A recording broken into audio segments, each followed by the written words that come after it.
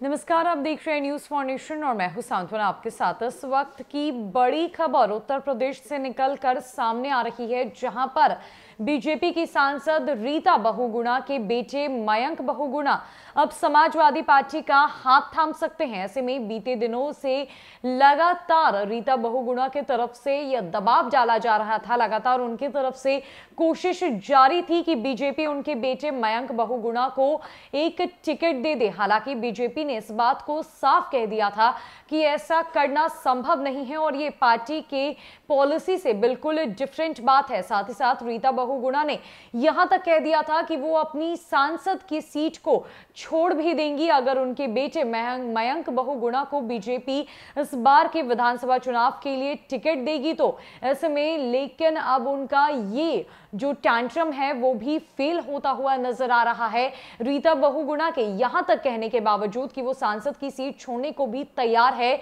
BJP ने उनके बेटे मयंक बहुगुणा को टिकट नहीं दिया और अब लगातार ये खबरें निकल कर आ रही है कि किसी भी वक्त मयंक बहुगुणा समाजवादी पार्टी में शामिल हो सकते हैं और इससे बीजेपी को एक बड़ा झटका लग सकता है।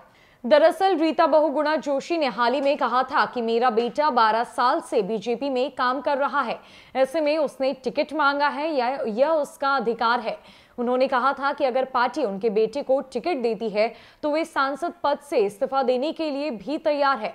उन्होंने आगे भी कहा था कि यह बात उन्होंने बीजेपी नेतृत्व को भी बता दी है। उत्तर प्रदेश विधानसभा चुनाव से पहले बीजेपी को बड़ा झटका लग सकता है। बताया जा रहा है कि बीजेपी सांसद रीता बहुगुणा जोशी के बेटे मयंक जोशी आज सपा में शामिल हो सकते हैं।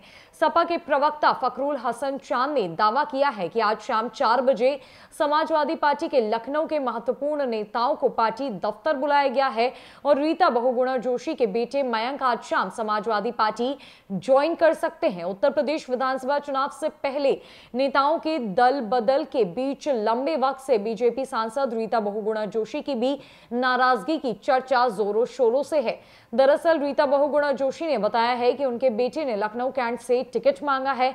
हालांकि इस सीट से अपर्णा यादव समेत बीजेपी के कई दिग्गज नेता उम्मीदवारी ठोक रहे हैं। इस समय बीजेपी के लिए यह सीट सिरदर्द बन चुकी है। रीता जोशी ने कहा था कि अगर पार्टी ने नियम बनाया है कि एक परिवार से एक ही व्यक्ति को टिकट दिया जाएगा, ऐसे में अगर मेरे बेटे को लखनऊ कैंट से टिकट मिलता है तो मैं सांसद पद से इस्तीफा देने के लिए भी तैयार हूं, ना ही मैं 2024 में लोकसभा चुनाव लड़ूंगी। उन्होंने कहा, मैं ये पहले ही ऐलान कर चुकी हूं।